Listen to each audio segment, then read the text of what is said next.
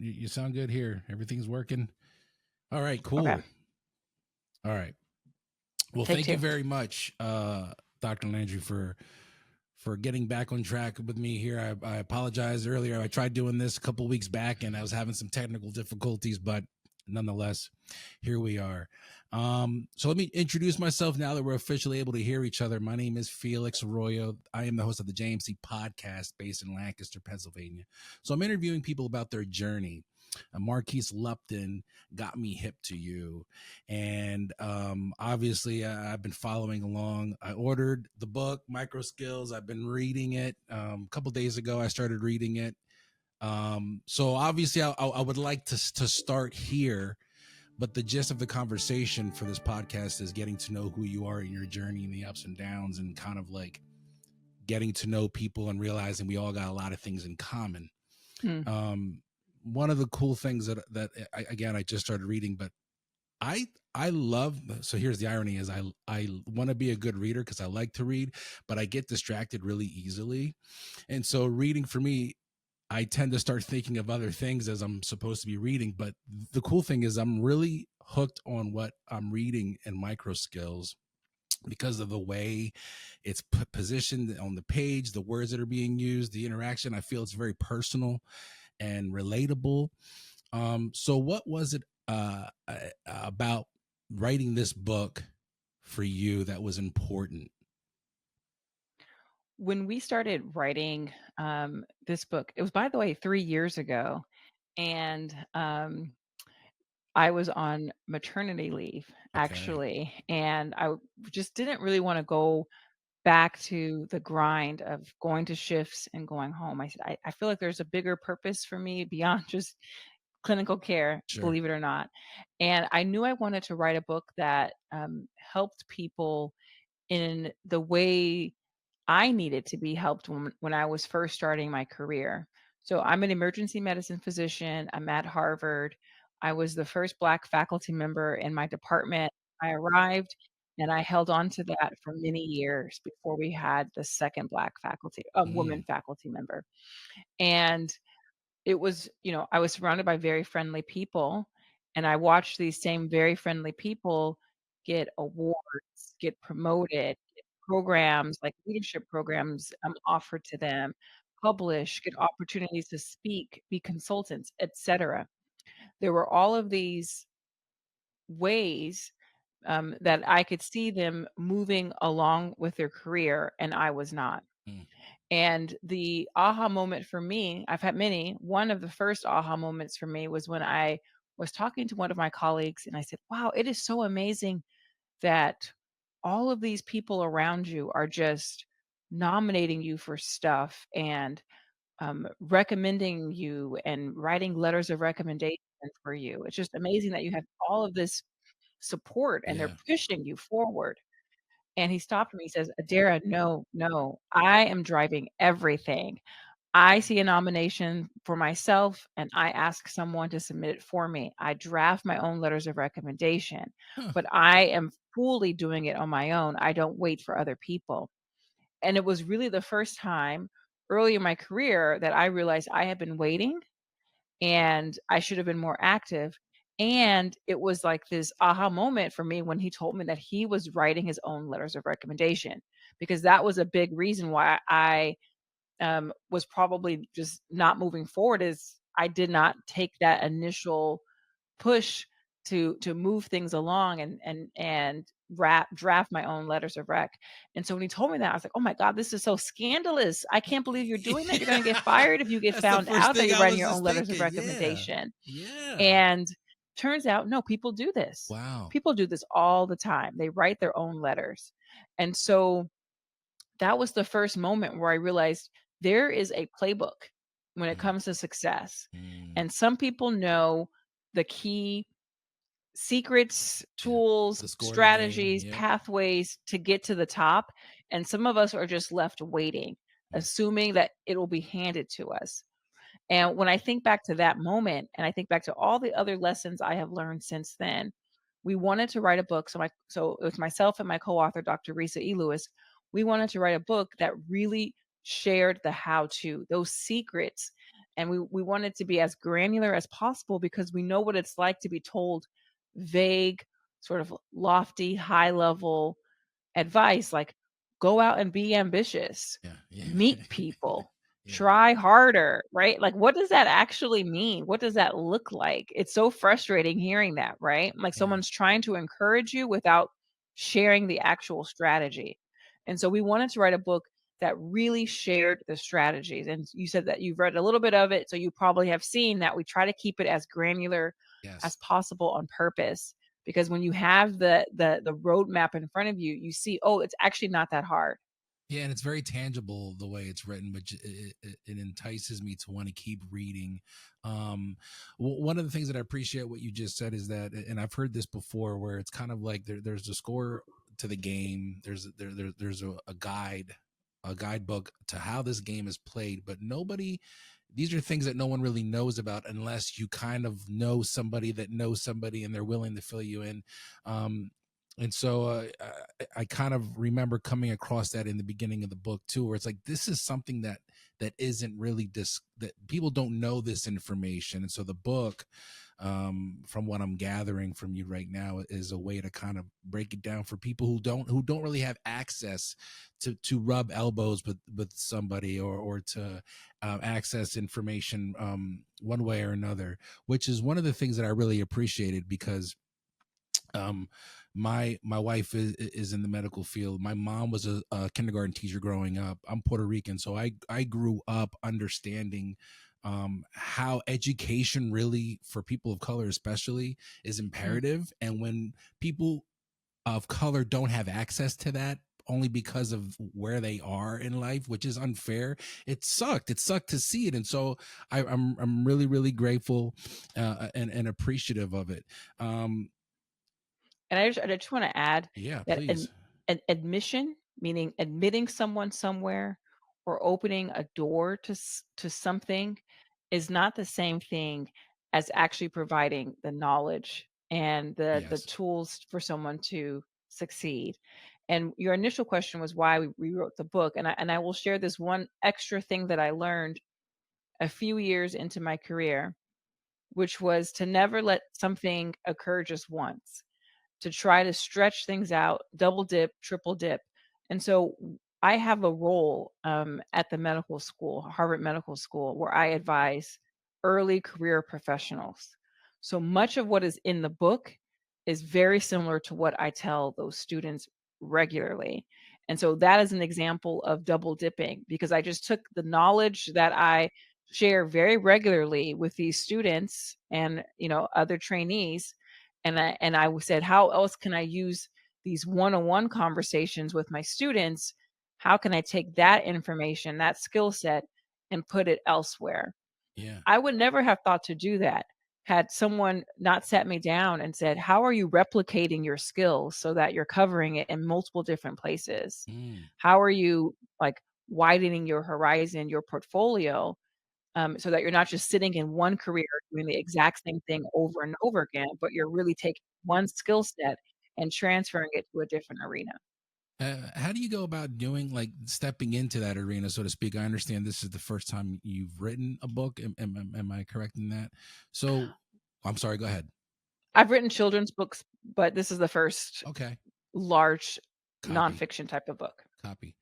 Well, considering what we just talked about, like understanding why you wanted to write Microskills and partake in that, but then actually doing it, like there's a lot of things I would love to do in regards to a book, but I've never done it. And so like how is that for you, putting something that you're so passionate about, but then entering something like I've never put it in written a book in this context, like are you removing things out of the book that you wish you hadn't, or were there different versions of the book before we got this one? Like how's that process for you? Such a great question. And I could easily answer it in the way I would hate someone to tell me, which is like, you just go out and do it. But I'm going to tell you the actual things that we did. So the first, just in general, with any new skill set, I like the approach of just researching Yes. and learning, the practice, learning the language, learning the culture. So when it came to writing a book, I wanted to learn the mechanical steps. I wanted to learn the language so that when I start talking to agents and publishers, I knew a lot of the words. I wasn't Mm, asking, what does that mean for every single thing? I mean, of course, there's still stuff I didn't know, but I felt way more confident. So I spent a few months on my own, even before I even paired up with Dr. Lewis, just doing a lot of reading and a lot of research on the book writing process. And I'll just share that there are two main ways that people do this. One is through self publishing, meaning they fully own all the rights, they do everything on their own, and they sell the book on their own. They keep all the profits, basically. And then there's a traditional route where you as a writer, you find an agent, and then the agent helps you find a publisher. It's sort of like an athlete needs a sports agent to get them onto a team. And so we had to find an agent who would help us find a publishing house that was willing to take our idea, mm, brain, put it on paper, and actually make it the book that you're holding, right? And so we had to learn about finding an agent, and that meant learning about the submission process to the agent. And so we had to write this like 20-page proposal of who we are and what the book is about and how it's different than the market mm. that's currently out there, and what books are it's similar to, and some sample chapters. But I only knew that the agents needed that because I had done a lot of research ahead of time. And then we took that proposal and we beefed it up like crazy with the agent's instruction, and we submitted that to the um, publishing houses. And from there, they sort of bid against each other to Ah, buy the book. And then when they buy the book, they give you an advance. And so an advance is, anywhere between $5,000 to multiple millions of dollars, depending on the author's credibility, the quality of the work. And some people get no advance. okay. But let's say you get advance. Let's say you get 50,000, 100,000, 150. That's the amount of money you get as like a promise that, "Hey, I know you're gonna write this book. I know you're gonna sell a certain number of copies. I don't want you to work for free, so I'm gonna give you that money up front." Okay. And then after you sell a certain number of books, you start earning royalties. So many people never earn more than that advance because they never meet that The quota quota. of what they have to earn out. Gotcha. And so you can see here, there's like a whole process. There's a Yeah. whole language. There's a culture of like how agents and editors communicate with you that was very different than being a doctor, right? Yeah. Because like as a doctor, I work in the ER, Right. and so I take care of heart attacks and broken ankles and strokes. And so this was like a very different field for me. But as a doctor, I have learned how to study and do research. I've learned how to communicate. I've learned how to ask questions. So Mm, I was able to, navigate this other fields and learn. But there's definitely this like approach to like understanding what you're getting into that I'm so grateful that I did before we even made the first movement. Um, and then I think from there, we're learning now about marketing. Like, how do we get the book into people's hands? And no, as a doctor, I learned nothing about marketing. So this is like okay. Yeah, all it's all brand new. new. Yeah, But yeah. this is a journey of life. Like, what Absolutely. else can I learn while I'm here on earth? How much can I challenge myself? And that's really something that I'm always thinking about. Like, what else can I learn before my time is up? Yeah. I think the cool thing what you did was the research, which makes sense. Hindsight, it makes sense, but I wouldn't have thought of doing that. How did you are you just Googling this is what I want to do? How do I go about it? And actually plugging away with the research from there? Yeah. I joined, all sorts of social media groups. that I'm still part of, and so I joined groups on Facebook. I joined groups on Slack, on Instagram, WhatsApp.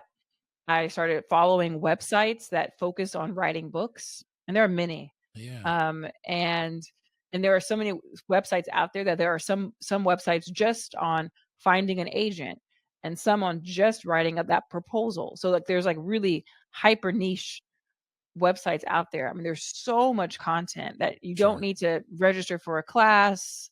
You don't need to pay anyone. You can if you have time and the energy, you could definitely learn it on your own. Of course, there's nothing wrong with paying for things, but like if you're trying to think about expenses, you can learn this for free. Yeah, And so I Googled a lot of questions, but I also joined those communities of practice. That's what it's called when you're like with like minded individuals, a community of practice. So I joined multiple communities of practice that were focused on writing, different aspects of writing. And I followed along. I asked questions. I sent people DMs. Lurking is fine, but active engagement really, sure. I think, Yeah, brings that motivation out of you yeah. when you're like participating in the Yeah, comments and and you'll be messaging people. surprised. I'm glad you said that because one of the things that I've learned is, the kind of sitting back and just observing.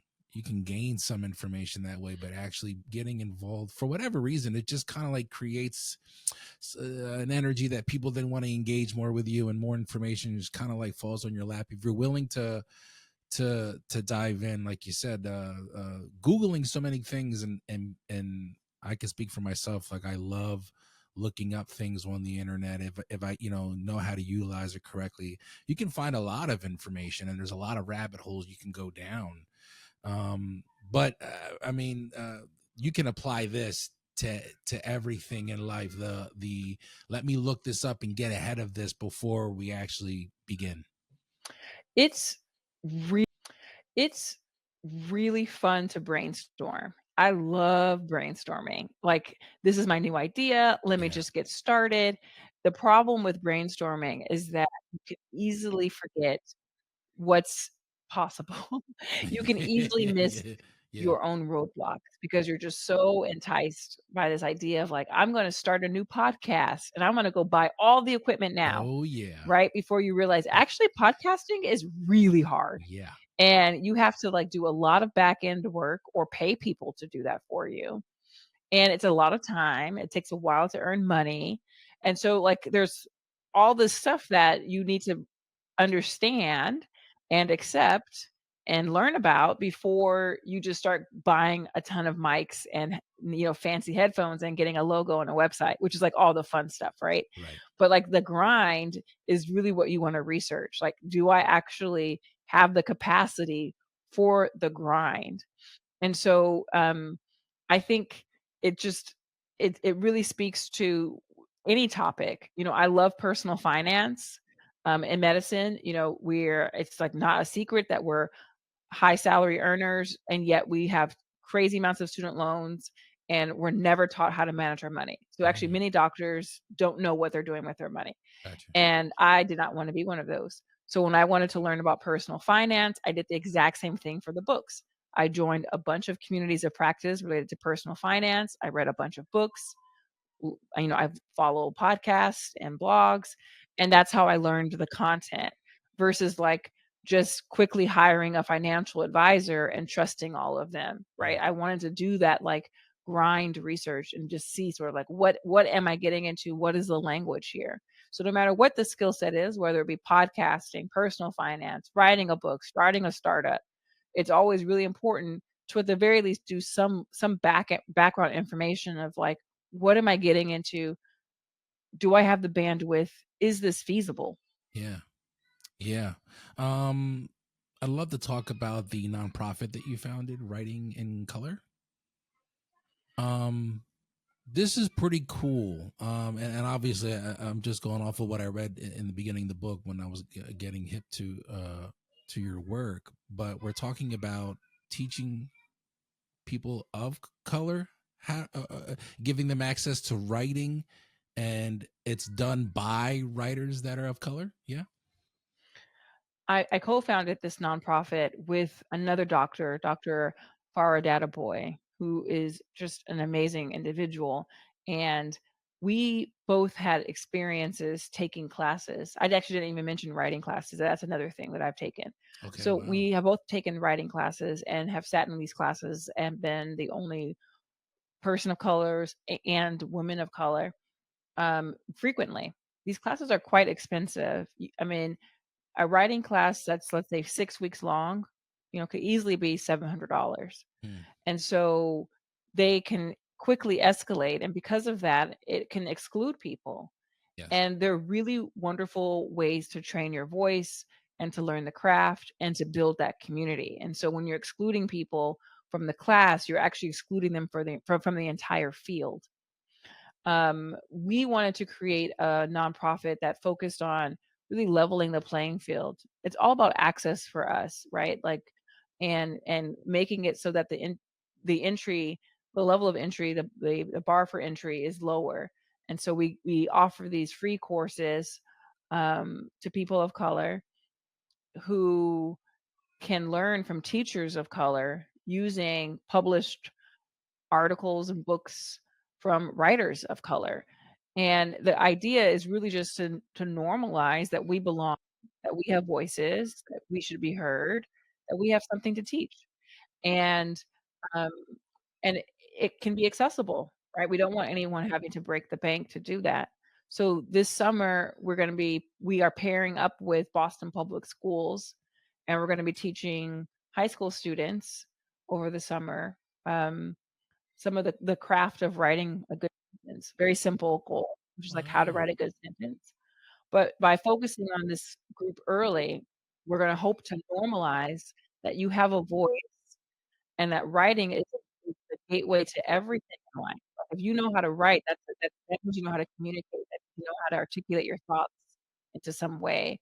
And so it's a really great practice of just learning how to communicate with other people. Um, I think also people don't realize how much they have to say when they're actually given the tools to express themselves in written form.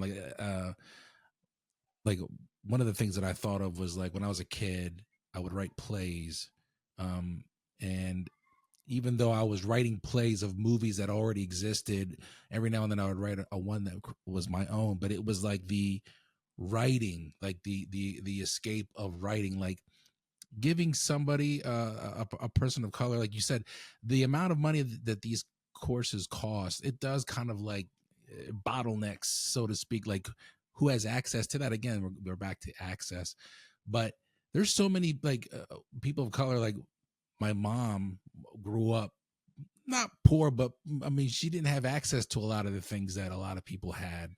And she, as a teacher, realized how much she loved writing. And I could see my mom, like when she starts writing and talking and expressing herself in written form, my mom has such an expressive heart. I think what you're doing in that regard, giving people that access, gives somebody an opportunity to contribute to their community, to the arts, so to speak, um, which I feel like, uh, speaking as a creative, I feel like that's awesome, but I don't think a lot of people understand like how important that is to a community. I had an interview with somebody. We're talking along the same lines, like uh, not so much in written form, but in other ways where contributing to the arts, the community benefits from that. So I can only imagine this, people taking that and actually doing something really, really beneficial to their community around them. One of the cool things that I like about my interviews is like right now, as I'm getting more information about you, I'm getting to know you. There's a lot, and we'll never really get into in this time I have with you. Everything that you're doing, you're incredibly busy. But how are you with everything that you've done and you're doing now? I know you're a mother of three. There, how are you juggling the busy life that you are doing? I know with this book, the amount of work you're doing on podcasts to talk about the book and the different places that you're going. How are you juggling all of that?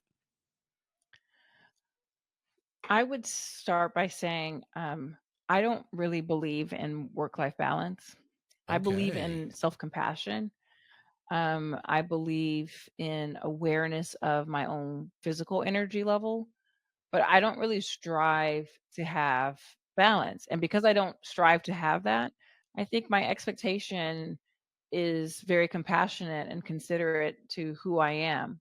For instance, my house is a wreck right now because my just my week has been so busy and our cleaner is out of town and I do not have time to pick up Yeah. the pieces. And I said, I'm just gonna have a busy Yeah. week and a dirty house this week, and I'm fine with that. But, like, perhaps some other person might feel really stressed out that their house is a wreck for a week or longer, right? And so that can cause them to feel like I'm losing control. Mm. I have too much on my plate. I don't allow myself to get there because my expectation of what is possible as a human being who cares about my own well-being is lower. I don't put too much pressure on myself, Ah. especially for things that don't really matter. Like if my house is dirty, does that mean that I don't love my husband or my kid? No. Yeah. And so I don't let it have this like artificial value. Like don't get me wrong, I love a clean house.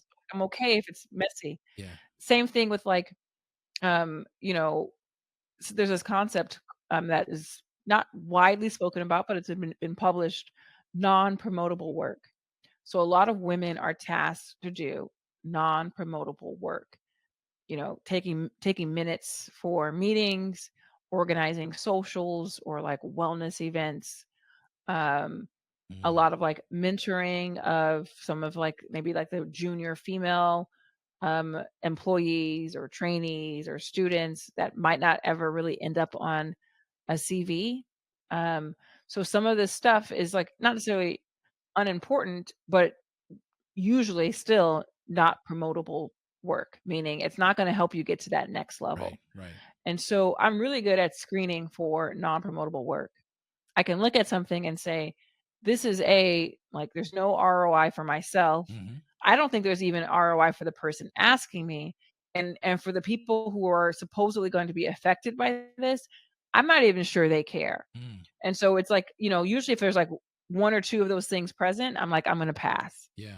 I need someone to clearly benefit from it, right? And I love it if I am part of that equation, but I don't always have to be. But I can look at something and say, like, I'm not even sure where the value is, and that really helps me take a lot of things off of my plate. So Mm. I do a lot of upfront screening, and the reason why I do that is because years ago I was told to say yes to everything, and so I did because was fearful that I would miss out on the big, great opportunity, that I would taint my reputation, I would seem uncommitted.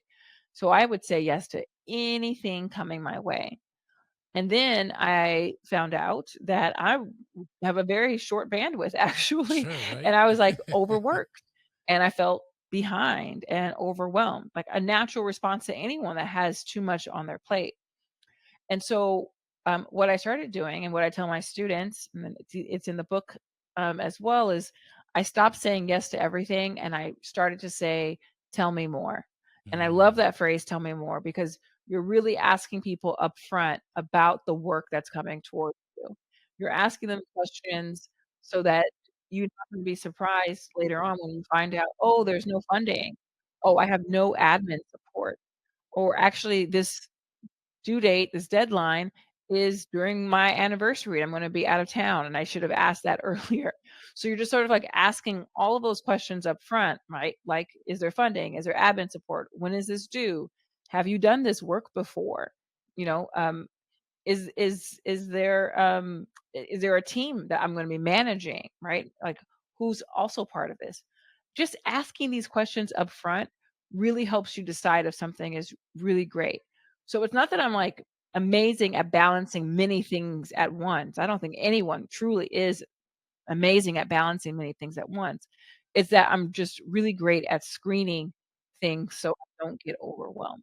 One of the things that I remember reading when I started reading this book was and I'm paraphrasing obviously, but utilizing your time correctly. You don't want to be wasting time on things. You want to be able to kind of like focus on everything that's important enough that it makes sense. If I'm hearing you correctly, even if it's not benefiting you directly, is it benefiting somebody else? If we're not going anywhere with this, then you need to utilize the time that you have on something that will offer that benefit. Which is, I mean, pretty much, it's kind of like you don't want to be wasting your time. Like, you don't want to be wasting anybody else's time. You don't want to be wasting your time. As they say, time is money, or time is precious, time is valuable. You don't get more of it. It's fleeting at every second. So what can we do to utilize it correctly? Which, like, personally, I actually have a really, and I'm not patting myself on the back because I'm horrible at a lot of things, but I have a good sense of being able to kind of like pump the brakes on things that are coming my way. And like, I love how you said screen it, because that's pretty much what I'm doing. Where I know a lot of people that they just want to say yes and dive right in, but they get burned out really quick, or they get caught up in something they weren't aware of. And so this then, from what I'm understanding, helps you kind of like navigate your life with ease, and if I can say that, where you can be like, okay, what I'm doing matters one way or another. That has to feel good, and when it feels good, you're able to then kind of like knock out several things, or where somebody like myself may be looking in and go, how are you juggling so many things at once? Like you said, it's just a matter of kind of like putting yourself in a position to succeed. When I started to say, "Tell me more often," um, I screened out a lot more things, and I had a lot more time to finish the actual tasks that I did say yes to, that I did move forward with. And that made me so much more productive. When we open the book, we talk about three truths. The first is that time is only spent. And we wanted to put that in there because we value your time. I mean, as physicians, we really know how quickly time can be taken from us in unexpected, very tragic ways. And so we didn't want to write a book that didn't acknowledge that our lives are terminal and that, we cannot work our bodies forever. Like, Mm, that is a very strong reality that is probably missing from many books. And I think that's probably the physician's edge that we bring into this product. The second truth is that the world is not equal, and that goes back to our earlier point about not everyone having knowledge and fancy pedigrees and right. huge bank accounts, and that we all start at different places. And then the third is that learning is limitless if it's accessible. I think most of us would do really, really, really well in life if someone just showed us how to get there, Yeah. gave us some initial strategic steps. We would all be able to succeed. And so I think for myself, all of these come into play when I'm thinking about what I say yes to. How is this going to affect my time? How is this gonna move me ahead so that that leveling occurs between myself and my peers who just have more privilege because of what they look like or where they were born or how much their parents make. And I'm trying to think, like, how is this actually gonna help my career? And then I think about knowledge. How am I gonna learn this task? Is this something that is within my skill set? And if not, am I actually capable of learning the information I need to, like, push something forward? I've stopped saying yes to projects that are gonna be so overwhelmingly hard to complete because it's just, like, so foreign to me. It's just there's too much of a stretch unless I have team members who are familiar with the concept, because I know how important it is to collaborate and share information. And, all of this really, really helps me screen so that I'm not feeling like I'm overwhelmed. Um, you had sent me your bio when we first started emailing each other, and I was going through it. And one of the words that I saw several times kind of pop out was mentor or mentoring. and then obviously looking you up, I saw that word several more times, and so I'd like to really talk about what mentoring, the significance of that word is to you, what it means to you, and how has that impacted your life. My goal is to make um, people around me feel supported and feel like they belong and that there is a path to success. My goal is not to make everyone just like myself. It's tempting to like push people towards emergency medicine and writing a book and starting a nonprofit, but I know that's not in everyone's cards. Why do I like to mentor is a question I remind myself of all the time because it's important. Um, when I was early in my career, I and I'm talking medical school, I was in a classroom on the first day of medical school. It was literally the first day, and we were all sitting in the classroom, and another, classmate walks into the classroom wearing a white coat and holding this book that was, like, for board prep, and he walks, up to the classroom, up the stairs and takes his seat. He was so confident in himself, and I'm sitting there, and we're all looking around because he had a white coat on, and we hadn't had this white coat ceremony, which is when everyone gets their white coat, so he had a white coat on early. And he had this book that, like, was like, we don't need to be studying for the boards on the first day of medical school. And so I went up to him and I said, "Hi, I'm Adaira. I'm just so curious, like, why do you have a white coat on and why are you carrying this book?" And he told me that he wanted to be an orthopedic surgeon. And his mother worked at, I went to UCLA. His mother worked at UCLA. And she told him, if you want to be an orthopedic surgeon, you need to start shadowing. And his sister was um, a senior medical student. And she said, if you want to be an orthopedic surgeon, you need to do really well on your board. So if I were you, I would start studying early. Mm, And so he had this like inside information where his mother was telling him to get a white coat so he can shadow other doctors and be around other doctors. And his sister was telling him about studying and board prep. And technically speaking, I was also at UCLA, right? Because we were both in the same medical school. And yet I did not have access to his mother, to the surgeon he was shadowing, to his sister. So in the same institution, in the same environment, 2 different people could have, like, wildly different experiences as right. far as how they're being supported. And I recognized that on the first day of medical school, that here's a classmate who's a wonderful person, by the way. Here is a classmate who's already being supported, has a team of people around him. I'm in the exact same institution, the same people, and I don't have those connections. And when you don't have those connections and you see still the people around you not supporting you, you start to feel like you're actually totally alone. Mm, And I remember that feeling very strongly.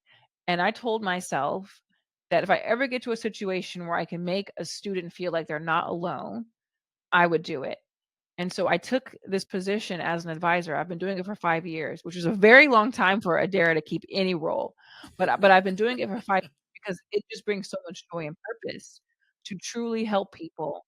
And it feels like it's scratching this itch that, like, never yeah. ends, which is like, how much more support can you offer people? Mm. So that's why I do it because I know what it's like to not have it. Yeah, no, I appreciate it. I was curious because I've always been a big fan and believer of like the a shadowing or putting somebody under your wing, so to speak, and kind of giving them the ropes, not really doing the work for them, but kind of showing them a way with some assistance, knowing that they can actually take it and do something. They just need that that that vision, so to speak, that little help, that little nudge. Do you feel that, well, then all things that we've been discussing, um, do you feel that in the workplace that you in the medical field, is there enough of um, the mentoring of somebody coming in and other people kind of saying, hey, why don't you come over here and follow me and let me show you the ropes, so to speak? I think it exists for sure. It's just a matter of, for myself, I waited. I was Mm, waiting for people to come up to me and say, "You look like you need a mentor. yeah, right. You look like you need a supporter, a sponsor, an advisor." I I didn't know how to go find a mentor, and trust me, I went to all of those career development sessions about developing yourself and becoming successful. None of them laid out, how do you send an email to someone when you want them to mentor you? How much time do you ask for? Do I set up the meeting? Do I pick the location? How do you send reminder emails, right? So, yes, I would say every medical school, I'm certain, is pushing the message of go find your team. The difference is, are they teaching you the actual mechanical how to? Mm, Are they teaching you how to nurture a relationship? Like, what does it mean to give back to your mentor? I had to learn that mentors, aren't necessarily doing it for gifts, but boy, it's really nice to send an email to their boss and saying, by the way, your employee is mentoring me and they're wonderful. They're amazing, right? That's good karma, energy that you're putting back into the world. So that's giving back, not just like taking, taking, taking. So there's all these like, you know, strategies that can help one build that network of people around them. And if it's not explicitly taught, then you're learning via trial and error. And if you're not explicitly taught, you also can be so intimidated by the practice that you just never begin. mm. Um, Taking a step back now, becoming a doctor. What inspired you to become a doctor? Well, well, it's technically speaking my mom because when I was a kid, she used to always say, "You have surgeon's fingers. You have surgeon's hands." So What's that technically, she supposed to mean, Mom? brainwashed me. I would say I knew, um, when I was in college, I saw a classmate of mine actually on the floor. He had passed out and he was not looking great. And so, I walked into this area where there's like a ring of people around him. I recognized him on the floor. I ask people around, call 911. I get down next to him. I had no knowledge at all of medicine at the time, but I knew that, you know, this certain bracelet that he had on his wrist could mean that he has a medical condition. And I saw Uh, that. And so I looked at the bracelet and I saw the word diabetes on it. And again, I didn't have any medical knowledge. I just knew diabetes had something to do with the sugar. And I was like, wow, I don't know if his sugar is low or if his sugar is high.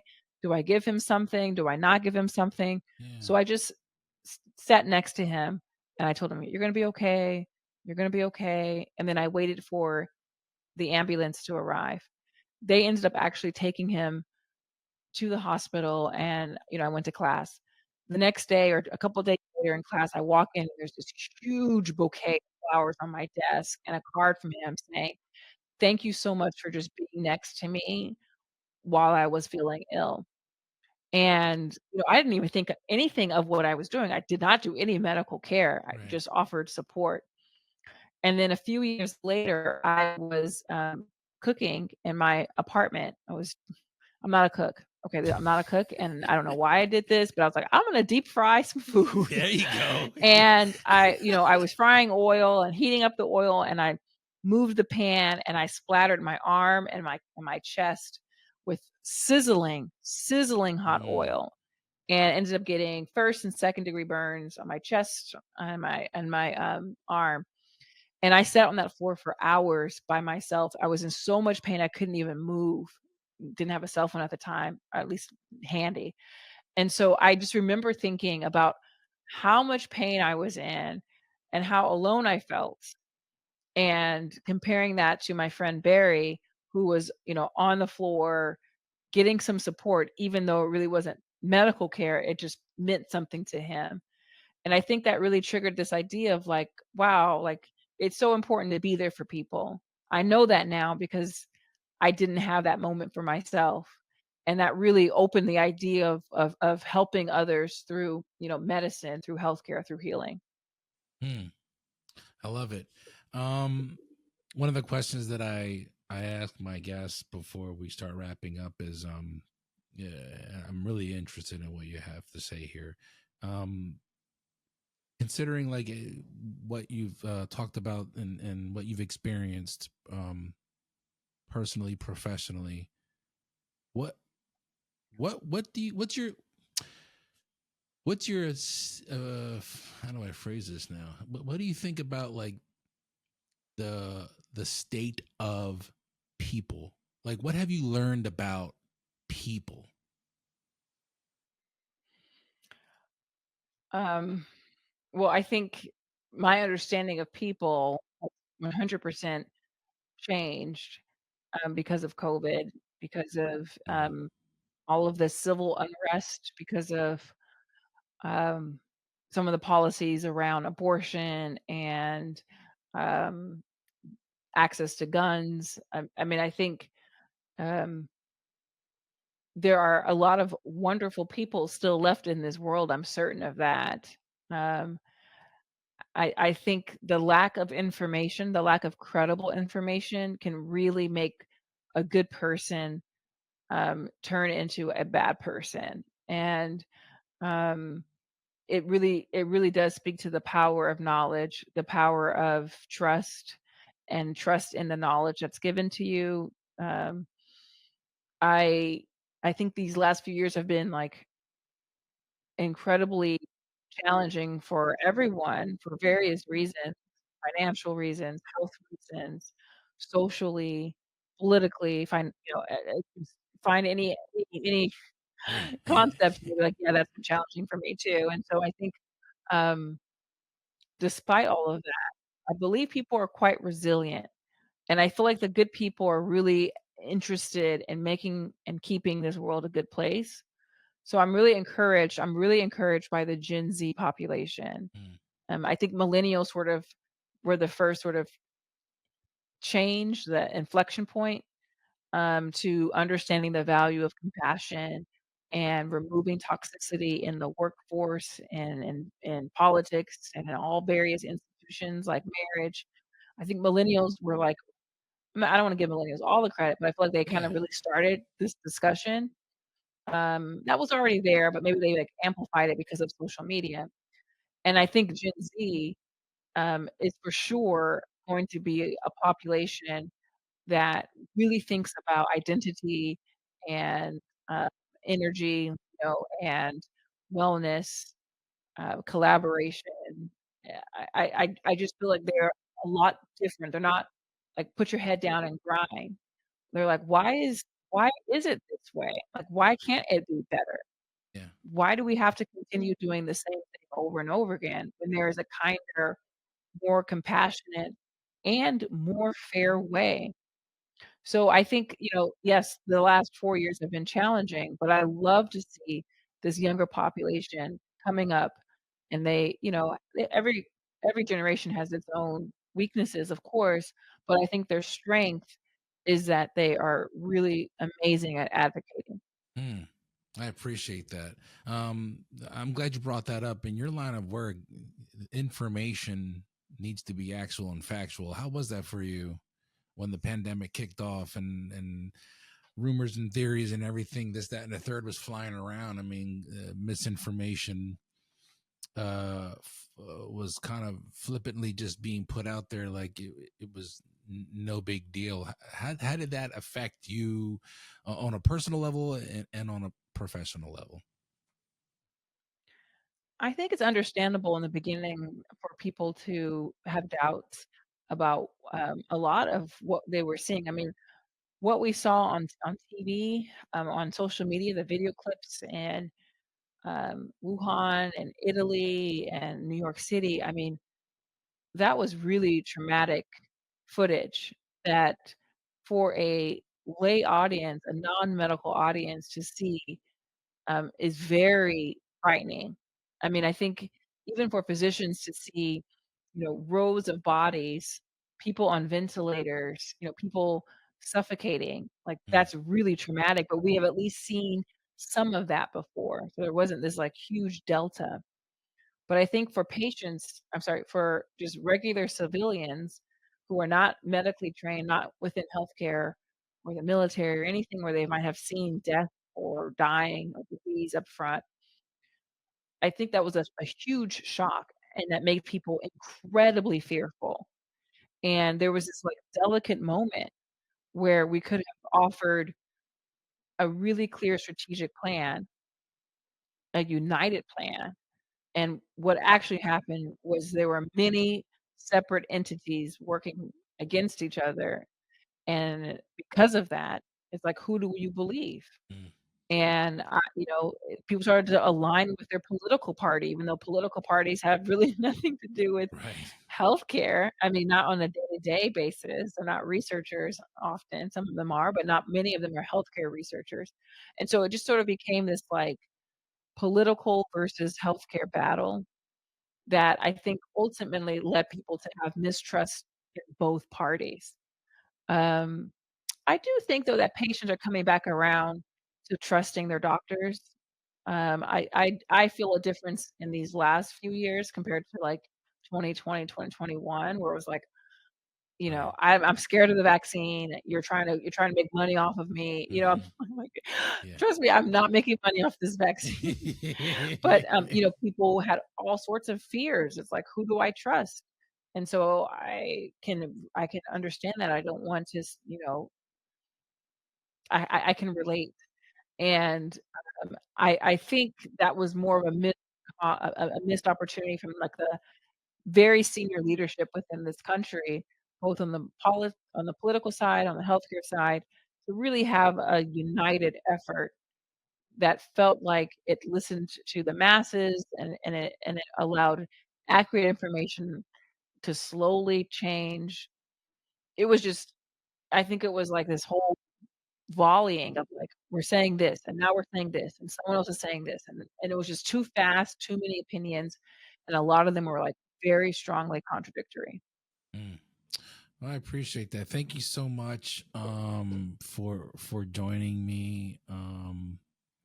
I really appreciate the what we talked about, but also the work that you're doing, and um looking to do some rebranding with my podcast. But hopefully in the future we can kind of link back up, and I would really like to. I'm really curious as to what's the game plan for. Obviously, I know Microskills is out right now, and you're doing a lot of work, I'm sure, to get that out there. But are we going to see this more collaborating with books and getting information out there, or what's on your plate, as they say? You'll definitely see another book. I love writing, so there's just no way I'm not gonna be writing. I'm, Okay. a contributor for Forbes, and so I'm, writing articles. I'll continue writing articles with Forbes and also with Teen Vogue. So you'll see more articles. I think books are, just this, like, wonderful, gift that you can give others. It's a gift to myself, it's a gift to the reader, um, and so I continue to imagine myself writing one. My next book will be a memoir, Oh, just about my education journey, okay. and I want it to feel inspiring for sure, um, and but I also want people to know just how hard it is to get to where I am now. It's not like nothing was handed to me. Yeah. Um, and then I think after that, we'll see. A book takes a long time to write, so I don't think I can even think beyond that next book. But I would imagine that I continue to write books forever because I just really love it. Awesome. Awesome. Well, I know I just recently started following you on Twitter, or X as they call it now. So I look forward to following you and seeing what you're doing. The book is called Microskills, co-authored along with Dr. Risa E. Lewis and Adaira Landry. Dr. Adaira Landry. Thank you so much. You know, I don't usually do remote interviews or virtual interviews. So last time, I don't know what happened, but I felt horrible, and I was, like going over my own, like, microaggressions, as they call them. Like, what did I do wrong? But I appreciate you reaching back out and linking back up. But that's it. We're all done here. Thank you so much for having me. Absolutely.